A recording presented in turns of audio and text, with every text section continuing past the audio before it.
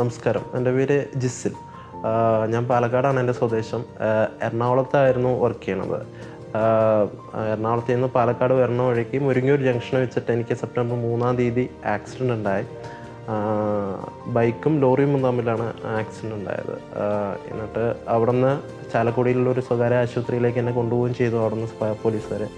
അപ്പോൾ അവിടെ ചെന്നപ്പോൾ എൻ്റെ സാക്രവും പെൽവിക്ക് പൊട്ടിയിട്ടുണ്ടായിരുന്നു. അതുപോലെ തന്നെ ആമാശയങ്ങളൊക്കെ ഡിസ്പ്ലേസ് ആയിട്ടുണ്ടായിരുന്നു. അപ്പോൾ അവിടെ പറ്റില്ല എന്ന് കണ്ടപ്പോൾ അവിടെ നിന്ന് എന്നെ ഇങ്ങോട്ടേക്ക് റെഫർ ചെയ്യുക ചെയ്തത്, അപ്പോളോ ഹോസ്പിറ്റലിലേക്ക് റെഫർ ചെയ്ത് ഇവിടെ വന്നത് ഡോക്ടർ അജയ് കുമാർ എനിക്കൊരു സർജറി പറഞ്ഞിട്ടുണ്ടായിരുന്നു. പിന്നെ ഞാനിവിടെ വന്നതും എനിക്ക് നല്ല ട്രീറ്റ്മെൻറ്റാണ് കിട്ടിയത്.